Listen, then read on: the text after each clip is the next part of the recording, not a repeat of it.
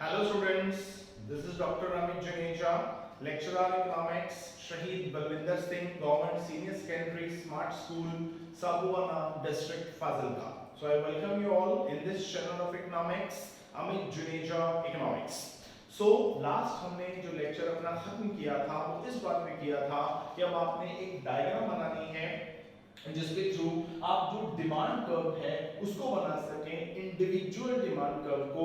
फिर प्रॉब्लम ये आ गई थी कि हम एक्स एक्सिस पे क्या लें और वाई एक्सिस पे क्या लें। तो जब आपने मेरा पिछला लेक्चर सुना होगा तो आपने शायद खुद थोड़ा बहुत दिमाग लगाया होगा, अपने टीचर्स से भी इस बात को डिस्कस किया होगा कि हम एक्स एक्सिस पे क्या लें, वाई एक्सिस पे क्या लें। अब अगर डिपेंडेंट इंडिपेंडेंट वाला चक्कर जो है वो नहीं है तो फिर क्या हो सकता है। देखिए इसका जो फंडा है वो बिल्कुल क्लियर है, क्योंकि क्या होगा जब भी आपको कोई भी वेरिएबल्स गिवन होंगे, हमने ऑलरेडी वेरिएबल का टॉपिक डिस्कस कर लिया है कि वेरिएबल क्या होते हैं जिनकी वैल्यू चेंज होती है। नंबर 2, जो चेंज आता है हम उसको जो है मेजर कर सकते हैं। अब हमने कहा हमारे पास दो वेरिएबल्स हैं, एक प्राइस है और एक डिमांड है।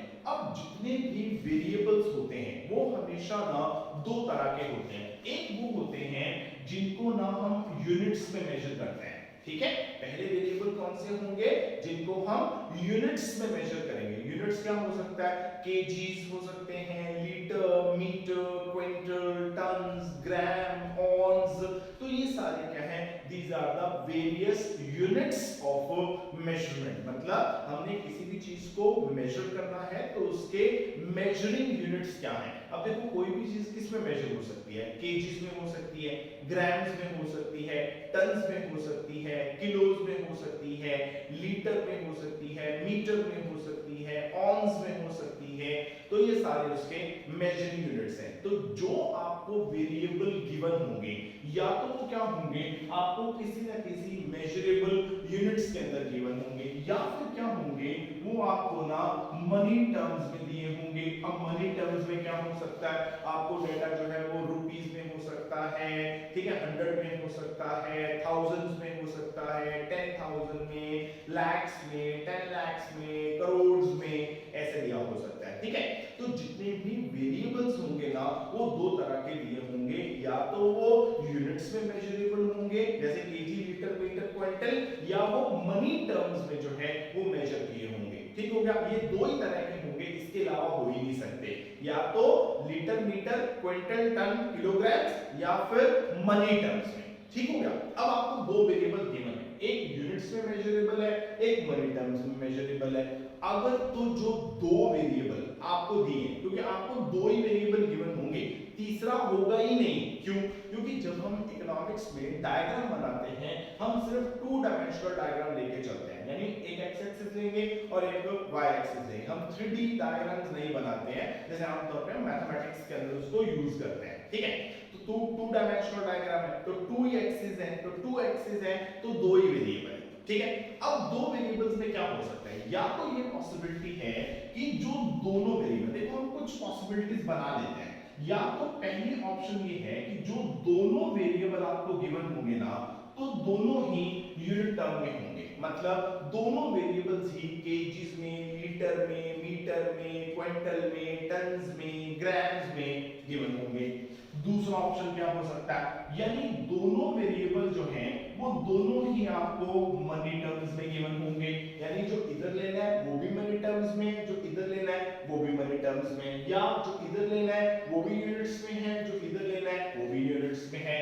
जो तीसरी ऑप्शन हो सकती है वो ये हो सकती है कि एक आपको यूनिट्स में गिवन है यानी केजी, लीटर, मीटर, क्विंटल, और एक जो है वो आपको मनी टर्म्स में गिवन होगा, लाइक रुपीस, है ना, 100, 1000, 10,000, लाख, ऐसे होगा। तो ये तीन ही ऑप्शन हो सकते हैं, इसके अलावा तो ऑप्शन ही नहीं है, तीन ही ऑप्शन होंगे। अगर तो ऑप्शन 1 है, मतलब जो दो वेरिएबल आपको गिवन है वो दोनों के दोनों वेरिएबल जो हैं वो यूनिट टर्म्स में, K G, litre, metre, quintal, ton, तो जिसको जिधर मर्जी ले लो कोई फर्क नहीं पड़ता। ठीक हो गया।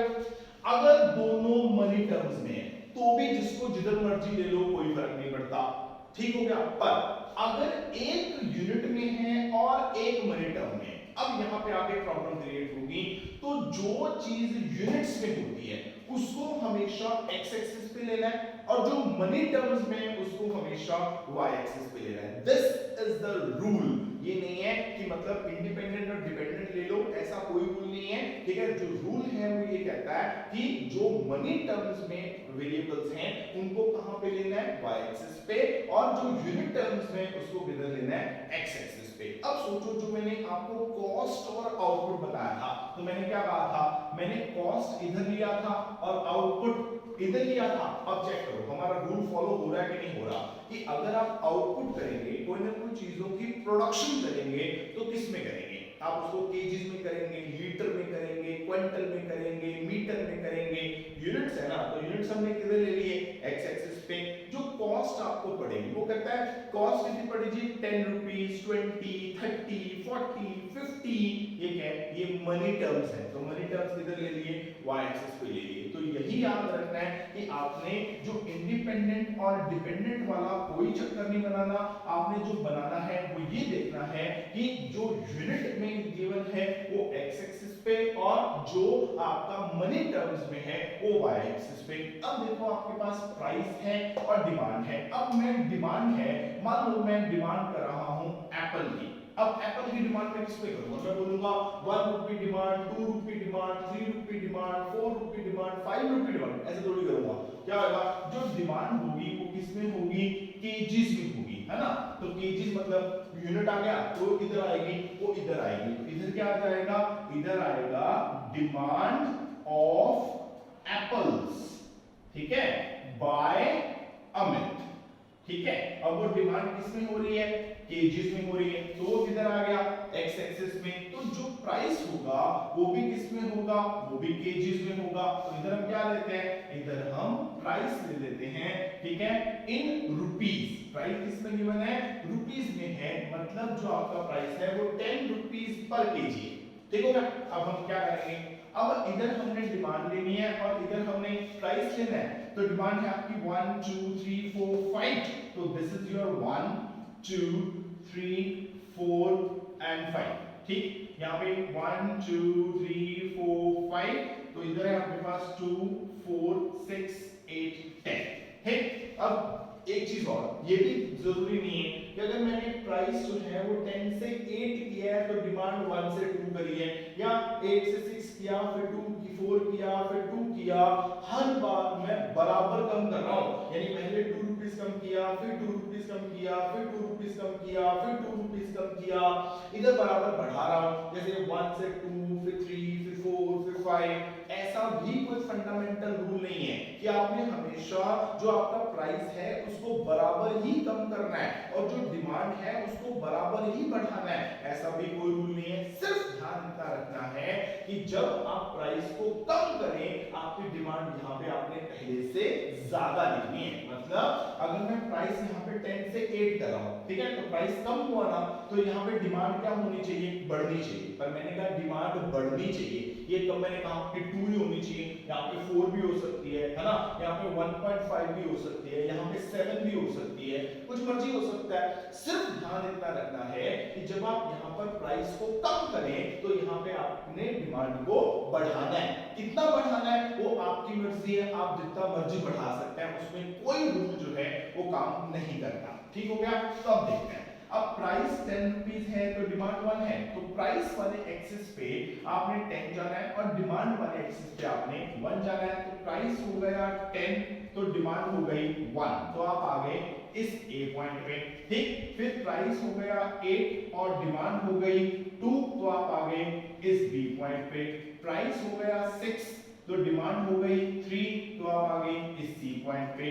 प्राइस हो गया 4, डिमांड हो गई 4, आप आ गए डी पॉइंट पे।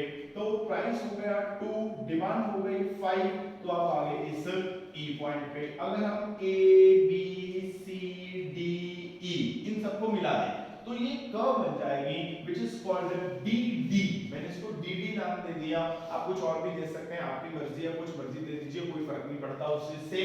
तो DD क्या है, DD क्या है, मेरी डिमांड कर्व है, यानी अब मैं क्या कर रहा हूं वेरियस पॉसिबल प्राइसेस, क्योंकि डिमांड कर्व है तो डिमांड और कर्व दो वर्ड से मिलकर बना है। पहले क्या है डिमांड, जिसमें क्या होगा बहुत सारे प्राइसेस होंगे, तो प्राइसेस चेक कीजिए 10 8 6 4 2, उसके कॉरेस्पॉन्डिंगली बहुत सारी डिमांड होंगी 1 2 3 4 5, तो बहुत सारे प्राइसेस हैं, उसके कॉरेस्पॉन्डिंगली बहुत सारे डिमांड हैं। अब उनको दिखाने के लिए मैं क्या यूज कर रहा हूं, मैं एक कर्व यूज कर रहा हूं जो कौन सी है डीडी है, तो ये क्या है ये मेरी डिमांड कर्व है। अब जो डिमांड कर्व मैं दिखा रहा हूं वो कितने लोगों की दिखा रहा हूं, एक पर्सन की, कौन मैं, तो ये क्या है ये मेरी इंडिविजुअल डिमांड कर्व जो है वो बन जाती है। ठीक हो गया।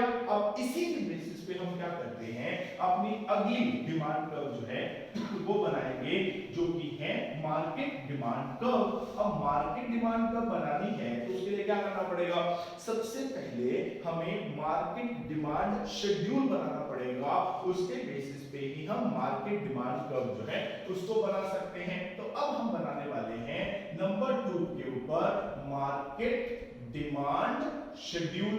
ठीक है, तो जो हमने पहले शेड्यूल बनाया था उसी को ही यूज कर लेते हैं। तो सबसे पहले हमने क्या लिया था प्राइस, फिर हमने क्या लिया दो लोगों की हमने डिमांड ली थी, demand of Amit and demand of Ajay. ठीक है, हमने मान लिया कि मार्केट के अंदर उस चीज को परचेस करने वाले दो ही लोग हैं, एक अमित है और एक अजय है। तो हमने क्या किया इन दोनों की डिमांड जो है उनको ऐड कर देंगे तो मार्केट डिमांड आ जाएगी। So we have the price options 10 8 6 4 and 2।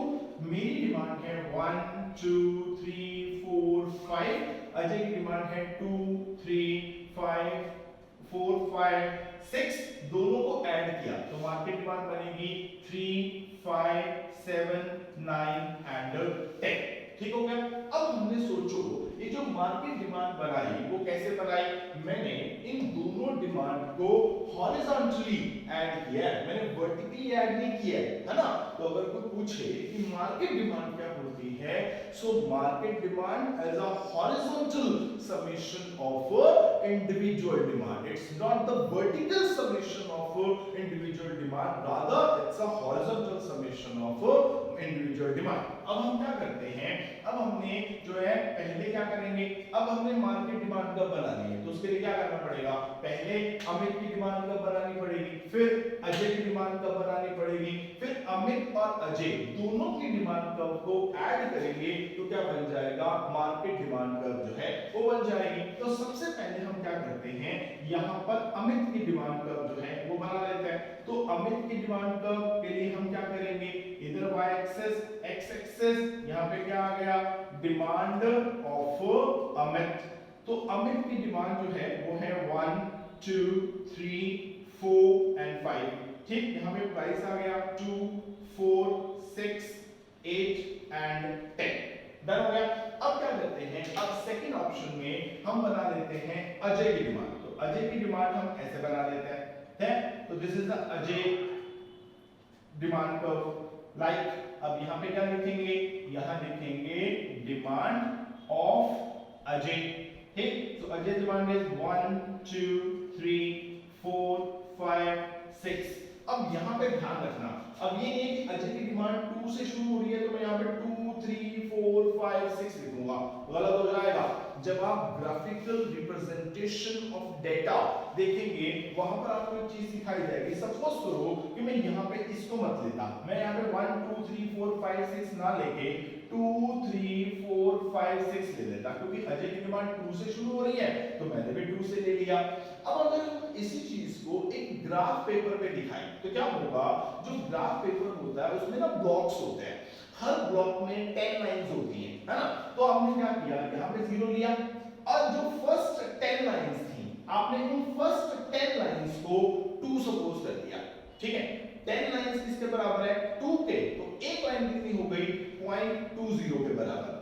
अगली 10 लाइंस को आपने 1 मान लिया, अगली 10 लाइंस को 1, अगली को 1, अगली को 1, यानी जो हर एक अगली 10 लाइंस हैं वो 1 के इक्वल है, पर जो पहली 10 लाइंस है वो 2 के इक्वल है। आपका तो स्केल ही गलत हो जाएगा। सोचो, पहली 10 लाइंस को आप 2 सपोज कर रहे हो, उसके बाद हर एक अगली 10 लाइन को आप 1 सपोज कर रहे हो, आप तो स्केल ही गलत ले रहे हो, तो इससे आपका जो ग्राफ है वो गलत बनेगा। तो स्केल जो है वो सेम रहना चाहिए, 1 2 3 4 5 6। इसका मतलब जो फर्स्ट 10 लाइंस है वो भी 1 है, अगली 10 लाइंस भी 1 है, अगली भी 1, अगली भी 1 और अगली भी 1। अब देखो, जो प्राइस अमित के लिए है वही प्राइस अजय के लिए है, तो प्राइस में आपने क्या करना है, आपकी कॉपी में लाइंस ऑलरेडी लगी होंगी तो आपको प्रॉब्लम नहीं आएगी। ग्राफ में भी लाइंस ऑलरेडी लगी होती हैं तो वहां पर भी प्रॉब्लम नहीं आएगी।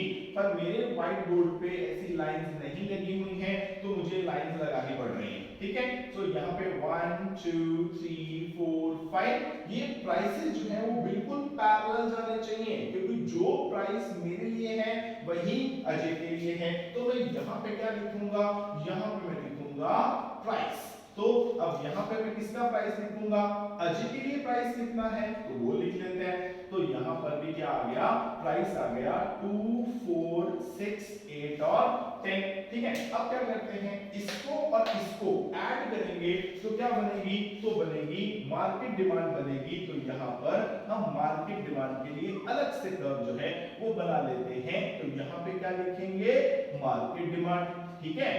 अब जो मार्केट के लिए प्राइस है वो भी वही है, क्योंकि मार्केट किससे बनती है, मार्केट बनती है इंडिविजुअल्स से।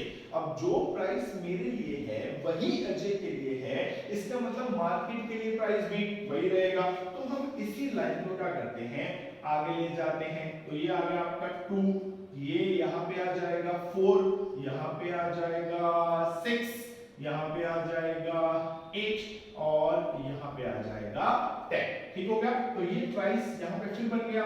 तो ये जो प्राइस बना वो किसके लिए बना, वो बना पूरी की पूरी मार्केट के लिए। तो ये आ गया 2 4 6 8 और ये ऊपर जाके आ गया 10, ठीक हो गया। अब मार्केट डिमांड कितनी है, 3 5 7 9 10। अब यहाँ पे ये मत सोचना 3 5 7 9 10 ऐसे मत लिख देना, क्यों, क्योंकि सपोज करो आपने ऐसा लिख भी दिया 3 5 7 9, और सॉरी यहाँ पे क्या होगा 11 आना था, तो हमने गलती से यहाँ पे 10 लिख दिया है, तो यहाँ पे हम 11 कर लेते हैं, ठीक है। तो अब यहाँ पे क्या होगा 3 5 7 9 और 11। अब यहाँ पे सपोज करो आपने ऐसे लिख दिया, तो अब रिजल्ट क्या निकलेगा, रिजल्ट ये निकलेगा कि अब अगर आप पहला ब्लॉक देखें तो पहले ब्लॉक के अंदर 10 लाइंस हैं, तो आपने 10 लाइंस को कितना लिया 3, अगली 10 लाइंस कितनी हो गई 2, यानी फर्स्ट 10 लाइंस 3 है, अगली 10 लाइंस 2, अगली 10 लाइंस 2, अगली 10 लाइंस 2, अगली 10 लाइंस 2। तो फिर आपका स्केल गलत हो गया, तो आपने ऐसा नहीं करना है। स्केल जो है वो क्या होना चाहिए, वो सेम होना चाहिए, ये ध्यान रखना है आपने। तो क्या करते हैं 2 4 6 8 10 और 12 ये ले लेते हैं। यानी अब देखो first 10 lines 2, next 10 lines 2, next 10 lines 2, तो स्केल क्या हो गया, सेम हो गया। तो पहले क्या करते हैं, पहले हम बनाते हैं अमित की डिमांड, ठीक है। तो अमित की डिमांड ये है कि अगर प्राइस 10 है तो अमित की डिमांड 1 है, तो प्राइस आपने 10 ले लेना है और डिमांड आपने 1 ले लेनी है, तो ये पॉइंट आ जाएगा। फिर प्राइस आपने 8 ले लेना है और डिमांड आपने 2 ले लेनी है, तो ये पॉइंट आ जाएगा। प्राइस 6 ले लेना है, डिमांड आपने 3 ले लेनी है, ये पॉइंट आ जाएगा। प्राइस 4 ले लेना है, डिमांड आपने 4 ले लेनी है, ये पॉइंट आ जाएगा। प्राइस आपने 5 ले लेना है, डिमांड आपने 5 ले लेने हैं, तो ये आ जाएगा। अगर हम इन सारे पॉइंट्स को मिला दें, ठीक है, तो ये बन गई डी ए बोल देता हूं, या ए लिखना तो D1 लिख दो। तो D1 क्या है, ये अमित की डिमांड कर्व है जो हमने बनाया। अब अमित की डिमांड कर्व के बाद अगली डिमांड कर्व बनेगी अजय, तो अब अजय की बनाइए। अब बीच में अमित को भूल जाइए, यहाँ पे इसको छोड़ दीजिए। अब प्राइस 10 है तो अजय की डिमांड कितनी है 2, तो प्राइस आपने 10 लेना है और अजय की डिमांड कितनी लेनी है आपने 2, तो ये पॉइंट आ जाएगा। फिर प्राइस 8 है और अजय की डिमांड कितनी है 3, तो 8 प्राइस पे डिमांड है 3, तो ये पॉइंट आ जाएगा। 6 प्राइस पे डिमांड 4 है, तो ये पॉइंट आ जाएगा। 4 प्राइस पे डिमांड जो है वो 5 है, तो ये पॉइंट आ जाएगा। 2 प्राइस पे जो डिमांड है वो 6 है, तो ये पॉइंट आ जाएगा। और आप इन सारे पॉइंट्स को जो है वो मिला दीजिए तो एक कर्व बन जाएगी D2 जो किसको दिखा रही है, जो दिखा रही है अजय की डिमांड कर्व को। ठीक हो गया, तो ये अमित की डिमांड कर्व बन गई, ये अजय की डिमांड कर्व बन गई। अब हम क्या करते हैं, इन दोनों को ऐड करके मार्केट डिमांड कर्व बना लेते हैं। कैसे, प्राइस 10 है तो मार्केट डिमांड कितनी है 3, तो 3 कहां पे आएगा 2 और 4 के सेंटर में, तो प्राइस 10 तो डिमांड कितनी आ गई 3, तो ये पॉइंट आ गया। प्राइस 8 डिमांड 5 कहां पे आएगा 4 और 6 के सेंटर में, तो डिमांड जो है वो आपकी दिखानी है हमने 5 एट अ प्राइस ऑफ 8, तो ये बन गया। अब प्राइस जो है वो 6 है, डिमांड 7 है, प्राइस 6 है तो डिमांड आपकी 7 है, तो ये पॉइंट आ गया। प्राइस 4 है, डिमांड 9 है, तो प्राइस 4 पे डिमांड आपकी 9 हो गई, तो ये पॉइंट आ गया। प्राइस 2 है, डिमांड आपकी 11 हो गई, तो 2 प्राइस पे आपका डिमांड 11 हो गई, तो ये पॉइंट आ गया। अगर हम इन सारे पॉइंट्स को जो है वो मिला दें तो एक कर्व बनी, उसको नाम देते हैं DMDM। तो जो DMDM है वो क्या है, वो आपकी मार्केट डिमांड को जो है वो दिखा रही है, जिसको हमने कैसे अचीव किया, जिसको हमने अजय और अमित की डिमांड कर्व को ऐड करके जो है वो अचीव किया। यानी हमने क्या किया, पहले हमने अमित की डिमांड कर्व बनाई, फिर हमने अजय की डिमांड कर्व बनाई, फिर दोनों का हमने हॉरिजॉन्टल समेशन किया। चेक, जो हमने डायग्राम बनाई है वो हमने हॉरिजॉन्टली बनाई है। अगर हम वर्टिकल बनाते तो ऐसे बनाते 1 उसके नीचे 2 उसके नीचे 3 ऐसे बनाते ना, पर क्योंकि जब हम मार्केट डिमांड कैलकुलेट करते हैं तो मार्केट डिमांड में हम अजय और अमित की डिमांड का हॉरिजॉन्टल समेशन करते हैं। तो जब आपने डायग्राम बनानी है तो डायग्राम बनाने के टाइम पे आपने ध्यान रखना है कि ये जो 3 डायग्राम है ये सीधी एक लाइन के अंदर होनी चाहिए, यानी कि सारे डायग्राम भी हॉरिजॉन्टल ही होनी चाहिए। अगर आपने डायग्राम सपोज करो, कई बार क्या होता है कि जो स्टूडेंट्स होते हैं वो लोग कॉपी पे थोड़ा बड़ा काम करते हैं, है ना, तो क्या होता है, अब डायग्राम 3 एक लाइन में बना दी थी तो क्या किया, ये और ये ऊपर बना दी और ये उसके नीचे बना देते हैं। अगर आपने ऐसा कर दिया आपकी डायग्राम गलत हो जाएगी, क्योंकि अकॉर्डिंग टू द डेफिनेशन जो मार्केट डिमांड कर्व है वो इंडिविजुअल डिमांड कर्व का हॉरिजॉन्टल समेशन है। अगर हॉरिजॉन्टल समेशन है तो हॉरिजॉन्टल समेशन आपकी डायग्राम के अंदर नजर आना चाहिए। तो ये 2 डायग्राम ऊपर और इसको नीचे नहीं बनाना, या ये नहीं बनाना कि अमित की डायग्राम ऊपर बना ली, अजय की फिर नीचे बना ली और मार्केट डिमांड कर्व नीचे बना ली। अगर ऐसे बनाएंगे वो वर्टिकल समेशन हो जाएगा, पर हमने कहा कि हमने वर्टिकल समेशन नहीं करना है, हमने हॉरिजॉन्टल समेशन करना है। तो हॉरिजॉन्टली ही इन तीनों डायग्राम्स को जो है वो बनाया जाएगा। और तीनों डायग्राम्स में जो एक्स एक्सिस होगा वहां पे डिमांड ली जाएगी, क्योंकि हम डिमांड को यूनिट्स में मेजर कर रहे हैं, और वाई एक्सिस पे प्राइस को लिया जाएगा, क्योंकि प्राइस को हम मनी टर्म्स में जो है वो मेजर कर रहे हैं। So this is the individual demand schedule, market demand schedule, individual demand curve and the market demand curve. Now it's okay. अब हम बात करते हैं, देखो अब हम अगर हम डिमांड की बात करें तो हमने कहा कि डिमांड को ना कौन सबसे ज्यादा अफेक्ट करता है, तो हमने कहा वो तो प्राइस है, कि अगर प्राइस जो है वो कम होगा तो डिमांड क्या होगी, ज्यादा होगी, है ना, और अगर प्राइस ज्यादा हो जाएगा तो डिमांड क्या हो जाएगी, कम हो जाएगी। मतलब जो डिमांड को अफेक्ट करने वाला सबसे इंपॉर्टेंट फैक्टर है वो कौन है, वो उस कमोडिटी का प्राइस है। पर ये कहना कि डिमांड सिर्फ और सिर्फ प्राइस पे डिपेंड करती है, it's wrong on the part of my side. ठीक है, डिमांड जो है वो सिर्फ और सिर्फ प्राइस पे डिपेंड नहीं करती, डिमांड बहुत सारे जो मल्टीपल फैक्टर्स हैं उनके ऊपर डिपेंड करती है। तो हम यही बात करने वाले हैं, हम बात करेंगे अब डिटरमिनेंट्स ऑफ डिमांड। मतलब ऐसे कौन से फैक्टर्स हैं जो डिमांड को डिटरमिन करेंगे, जो ये बताएंगे कि किसी भी कमोडिटी की डिमांड जो है वो कितनी होने वाली है उसको बोलेंगे डिटर्मिनेंट्स ऑफ डिमांड। अब या तो ये आ सकता है या वो एक और क्वेश्चन आपको डाल सकता है, वो कहेगा एक्सप्लेन डिमांड फंक्शन। ठीक है, डिमांड फंक्शन। अब इस चीज को नाम से क्लियर करते हैं क्योंकि हर एक चीज को उसके नाम से पकड़ना है। ठीक, अब डिमांड फंक्शन दो वर्ड से मिलकर बना है, एक है डिमांड और एक है फंक्शन। अब डिमांड हमें पता है कि डिमांड क्या होगी, बहुत सारे प्राइस होंगे और उसके कॉरेस्पॉन्डिंगली बहुत सारी डिमांड होगी। अब ये फंक्शन क्या है? फंक्शन जो वर्ड है हम आमतौर पे ना इसको मैथमेटिक्स में यूज करते हैं जब हम एक चैप्टर करते हैं फंक्शन एंड रिलेशन। तो फंक्शन क्या होता है, जैसे मैं बोलूं कि y is the function of x। ठीक, तो इसका मतलब y जो है वो x का फंक्शन है। अब देखो दो वेरिएबल है, एक y और एक x। अब जो लेफ्ट हैंड साइड में पड़े होते हैं ना वो होते हैं डिपेंडेंट, और जो y एक्सिस पे होते हैं वो होते हैं इंडिपेंडेंट। ठीक है, इसका मतलब अगर मैं ये कहता हूं कि y is the function of x, इसका मतलब अगर x जो कि इंडिपेंडेंट वेरिएबल है, अगर इसके अंदर कोई चेंज आया तो क्या होगा, y के अंदर चेंज आएगा ही आएगा, क्योंकि y की वैल्यू x की वैल्यू पे डिपेंड करती है। That's why y is a dependent variable and x is an independent variable. अब इस इंडिपेंडेंट और इस डिपेंडेंट वेरिएबल के बीच में जो रिलेशन दिखा रहा है वो कौन दिखा रहा है, वो ये f दिखा रहा है। That f is called a function. तो फंक्शन का काम क्या है?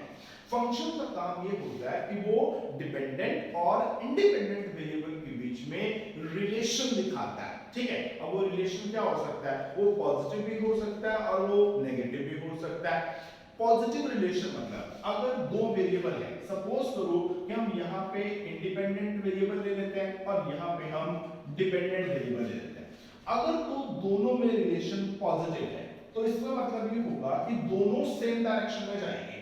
अगर इंडिपेंडेंट वेरिएबल बढ़ा तो डिपेंडेंट वेरिएबल भी बढ़ेगा, और अगर इंडिपेंडेंट कम हो गया तो डिपेंडेंट भी कम हो जाएगा।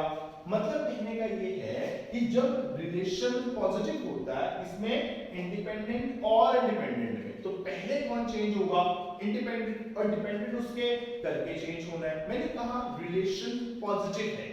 पॉजिटिव मतलब होता है कि दोनों सेम डायरेक्शन में जाएंगे। सेम डायरेक्शन में जाने का मतलब कि अगर इंडिपेंडेंट बढ़ा तो वो क्या करेगा, वो डिपेंडेंट को भी बढ़ा देगा।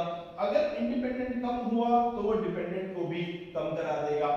अगर रिलेशन नेगेटिव है अब क्या होगा, अब दोनों उल्टा जाएंगे। यानी अगर डिपेंडेंट बढ़ गया तो उसने क्या कर देना है, इंडिपेंडेंट ने बढ़ने पे उसने डिपेंडेंट को कम कर देना है। मतलब अगर इंडिपेंडेंट बढ़ा तो उसने क्या कर देना है, डिपेंडेंट को कम कर देना है, और अगर इंडिपेंडेंट कम हुआ उसने क्या कर देना है, डिपेंडेंट को बढ़ा देना है। ठीक है, तो जो फंक्शन होता है ना वो दोनों तरह के रिलेशन दिखाता है। वो जो है वो पॉजिटिव भी दिखाता है और वो नेगेटिव भी दिखाता है। मतलब कुछ केस ऐसे होंगे जब जो इंडिपेंडेंट वेरिएबल होंगे वो डिपेंडेंट वेरिएबल को सेम डायरेक्शन में लेके जाएंगे। मतलब अगर इंडिपेंडेंट बढ़ेगा तो वो डिपेंडेंट को भी बढ़ाएगा, अगर इंडिपेंडेंट कम होगा तो वो डिपेंडेंट को भी कम करेगा।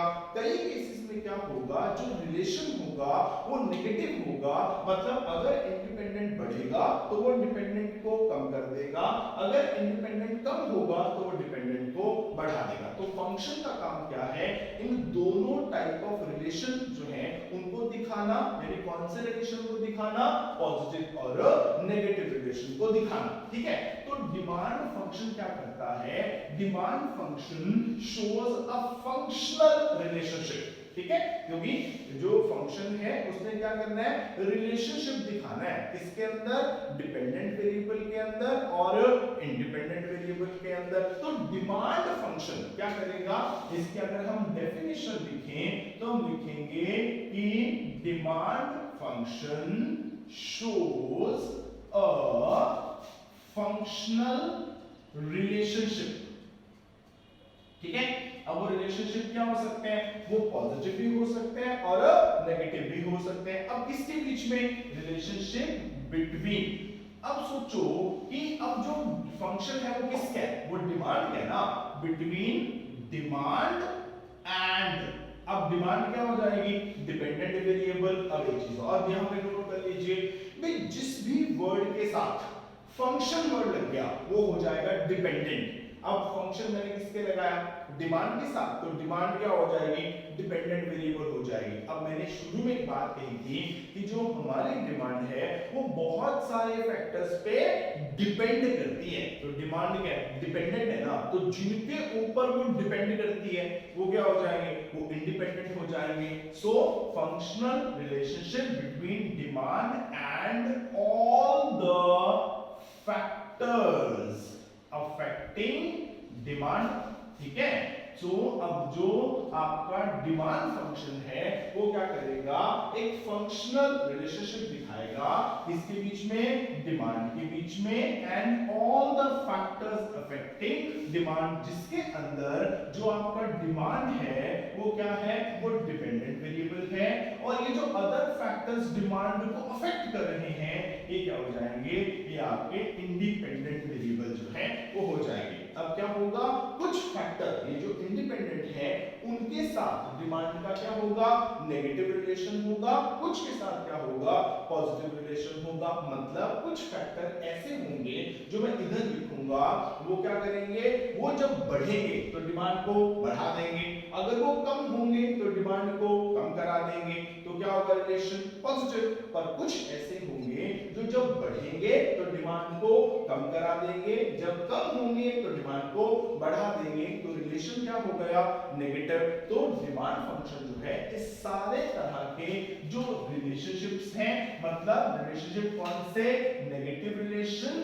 एंड पॉजिटिव रिलेशन, दोनों को जो है वो दिखाएगा। तो इसमें क्या होगा, जब हम डिमांड फंक्शन बनाएंगे तो जो उसमें डिपेंडेंट वेरिएबल है, अब ये चीज और याद रख लीजिए कि जो डिपेंडेंट वेरिएबल होते हैं वो हमेशा लेफ्ट हैंड साइड में रखे जाते हैं, जो इंडिपेंडेंट वेरिएबल है वो राइट साइड में रखे जाते हैं। अब यहाँ पर डिमांड फंक्शन में जो डिपेंडेंट वेरिएबल है वो कौन है, वो डिमांड है, तो डिमांड को रखेंगे लेफ्ट साइड में, और जितने भी इंडिपेंडेंट वेरिएबल्स होंगे जो डिमांड को अफेक्ट करने वाले होंगे उनको रखेंगे राइट साइड में। तो एक रिलेशनशिप सा बन जाएगा, तो उसको हम क्या बोलेंगे, डिमांड फंक्शन, ठीक है। अब जो डिमांड फंक्शन बनेगा उसमें क्या आएगा, उसमें वो सारे के सारे फैक्टर्स आएंगे जो डिमांड को अफेक्ट करने वाले होंगे, तो वही आपके डिटरमिनेंट्स ऑफ डिमांड जो है वो हो जाएंगे। ठीक हो गया, तो डिमांड फंक्शन दिखाएगा क्या, रिलेशनशिप दिखाएगा किसके अंदर, डिमांड और वो सारे फैक्टर्स जो डिमांड को अफेक्ट करते हैं उनके अंदर। तो डिमांड फंक्शन का मीनिंग हमने क्लियर कर लिया, और वो कौन से फैक्टर्स हैं जो डिमांड को अफेक्ट करने वाले हैं वो हम अपने अगले लेक्चर में बात करेंगे। तो आई होप कि आपको लेक्चर जो है वो समझ में आ गया होगा। अगर कोई डाउट हो तो आप उसको जरूर कमेंट बॉक्स के अंदर डालिएगा। चैनल को लाइक, शेयर एंड सब्सक्राइब जरूर कीजिएगा, बेल आइकन जरूर क्लिक कीजिएगा। सो मिलते हैं अपने अगले लेक्चर के अंदर। Thank you very much.